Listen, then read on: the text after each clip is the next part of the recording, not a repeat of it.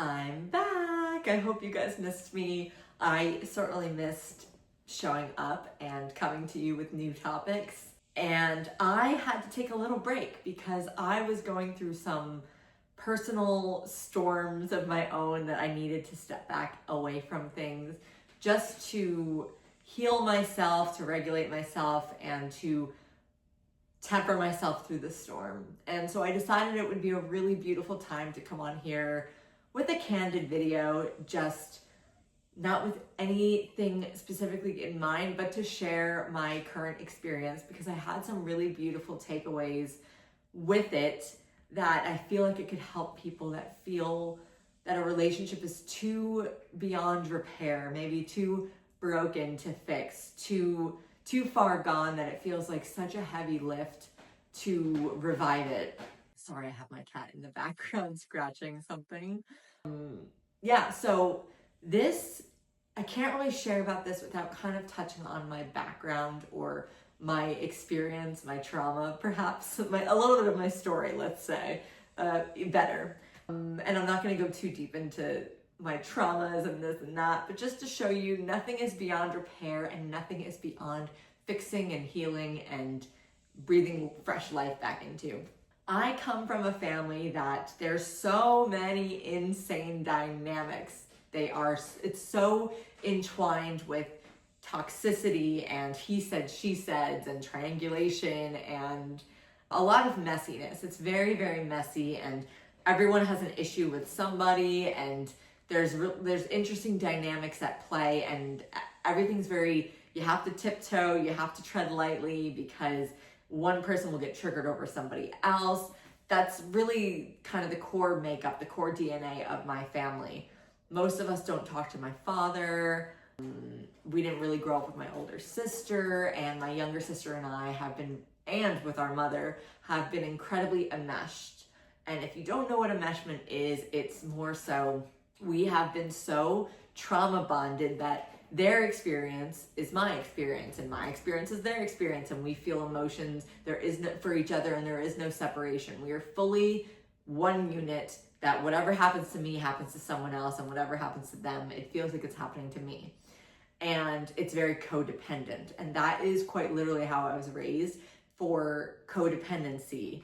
And as you can imagine, that breeds the empathic program, right? I was raised as an empath and it really didn't feel like a choice. It felt like it was something that was thrust upon me just for survival. But then I woke up and I realized, as of this year, I realized being an empath is not a badge of honor. It is not a gold medal. It does not mean that I have a bigger heart or a bigger soul than somebody else. What it means is I was trained throughout my life to give away my power, because my power is my ability to contain my energy within and to expand it. However, when you are centered around other people, you are chronically giving away your power.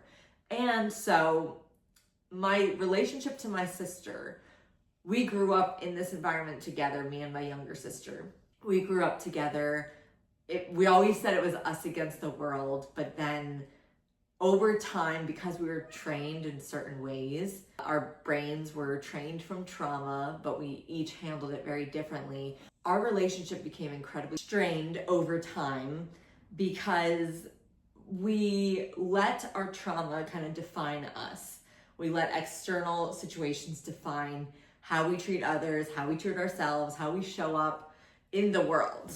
And all this to say, I became designated as the fixer, and my sister became designated as seeking love and validation by any means. And our relationship carried a lot of weight. There was so much density to it that it felt really overwhelming.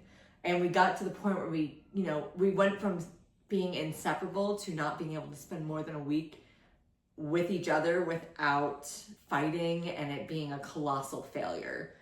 And so it was a lot of work, and it was really tough because we couldn't quite seem to know how to navigate our relationship. We wanted to have a relationship. We missed our old relationship with each other. But I would say as I healed, the more triggered I became within the relationship, because I saw the ways in which I was being taken advantage of or being emotionally abused, so to speak. So, cut to, I started building walls and then eventually boundaries. But when you operate in the world of boundary setting with someone that's used to you not having boundaries, it's a really difficult process to navigate because they don't like this new version of you. And so how do you navigate that where someone's not accepting this version of you and that you want to come forth with because you're trying to take care of yourself and your energy and setting guardrails around how you're allowing other people to treat you and around what you can give to somebody else. Like I said, a very fine line to navigate, very tricky. But what I decided to come up with, because we kept harping on when we were trying to navigate repair, we both had different ideas of what repair meant. And I ended up sending an email that was centered around taking ownership for the way that I showed up in our relationship. And I had the expectation, and that was incredibly wrong of me to expect, but I expected that maybe she would take ownership for her behaviors as well, which didn't happen until a few back and forths. And we ended up just hopping on a call because that was easier because there was so much misunderstanding. But what I've come to find out, because we were going to rehash the past, but we didn't see the past the same way because obviously we both have two different perspectives and two different experiences. We weren't seeing eye to eye talking about when the rupture started to happen. And what I realized was, because when I started my healing journey, I've been so intently focused on healing from my trauma and my wounds that I forgot to live my life, and I forgot to learn how to create and build from the version of me that wants this superior, amazing life. Like I want to live so big and such an exciting life. But when you're stuck in the phase of healing trauma, it's almost impossible to step out of that and refocus your energy on creation. And that's what I realized we were doing with our relationship. We were so intently focused on our trauma and our pain.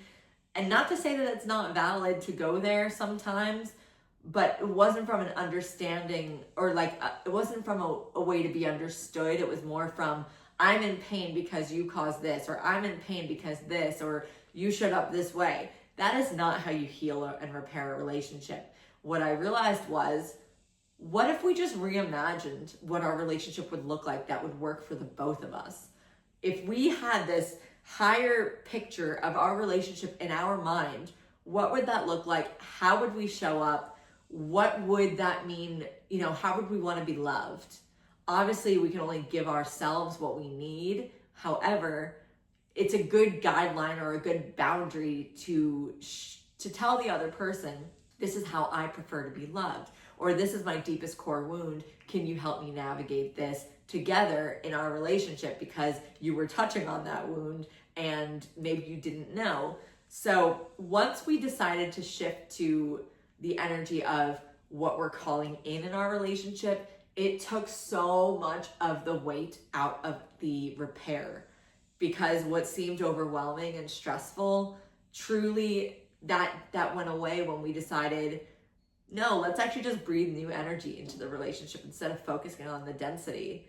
The density is what was keeping us stuck, versus breathing in something new and calling in something new really helped create a structure for what we wanted our relationship to look like. And yeah, that is what we are now focused on, is the new, the exciting, the possibility, the hope for what is available to us now, instead of harping on painful past experiences. And yeah, I think that is quite literally how we are technically supposed to heal in general. It's not always being so focused on the negatives. I remember at one point in my healing journey, I was so intent on shadow work and focusing on the negative parts of my childhood that I realized that it trained my brain in my current reality to always be focused on the negative. And so I realized I was always searching for negativity unconsciously because my brain was rewired to search for that. And I do feel like relationships are the same way. Once you create kind of a narrow pathway or a groove for what the relationship is, and you keep reinforcing that, that relationship pattern strengthens and has a hold on the relationship so deep. But when you start to choose differently, to show up differently, and to assert a different direction of how you want the relationship to go, that's when you can actually rewire the the program of your relationship to shift into something else that's not as heavy, but it's more exciting, because now you become a creator of the relationship instead of trying to unearth and uncover these deep roots. And I'm not saying to bypass the pain and bypass the experiences you've had, but what I had to do when we hopped on the call, because we had a phone call, it was, she kind of called me out of the blue, and there was no preparation, there was no intention, because I didn't have the time, because it was the call caught me by surprise, because we hadn't talked in 4 or 5 months. And I was excited that she called me, so I picked up the phone, but then we got stuck in our old patterns. But what I did was, my cat, thankfully, came home with a lizard in her mouth, and she let the lizard loose in my house, and that was me having to disconnect from the call to sort out the situation. And thankfully I saved the lizard, but I consider that a divine intervention, because I now was able to go on to the call the next time around with an intention, setting that goal of what am I trying to achieve. For things like this, you can't just go in blind without grounding, without having tools to come back to yourself when you're feeling triggered or heightened. And of course, setting the intention so that you know what you are looking to achieve. So I went in with that mindset of, okay, well, on this call, how can I show up more regulated? How can I show up a little bit more with love and with the intention of repair versus reinforcing? And I was gonna say something, and then I kind of got off on a little tangent. But yeah, all this to say, it is so important, so incredibly important, to set your intention for the experience that you want to have with this person, and noticing when things are starting to elevate. Oh yeah, what I was gonna say is, before the call, I ended up, because I was feeling this information in my body by way of sensation, and the sensation was swirling in my stomach, and I decided, sit with whatever this nervous energy is. You don't want to go on a call from that energy. And sure enough, there was a lot of grief that was starting to come through, and I sat with this grief, and I sat with the pain, and I realized nothing that my sister did to me I didn't allow. I allowed all of it. She was only following my lead. She was following the way that I was allowing her to treat me. If I had better boundaries back then, or if I had more of an understanding of myself and what I can allow, none of that relationship would have gone as far as it had. But ultimately, I really am to blame.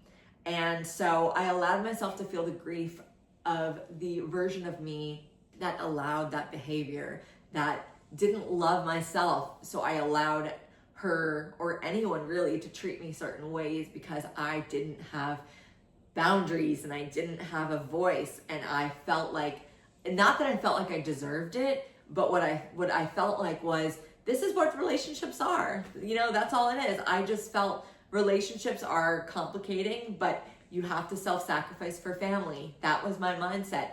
I didn't know that you could change dynamics, because I didn't understand what that process looked like, and I just felt like that was just what you had to do in order to be with family.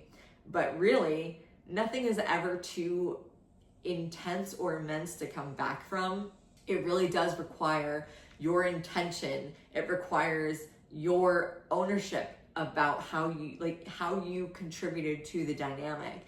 It requires ownership of how you allowed yourself to be treated, because you self-abandoned yourself. And it certainly requires re-envisioning a new way of being together that works for the both of you. Without that reimagining of the relationship, then there is no pathway forward. You need to have guardrails or guidelines with how to proceed.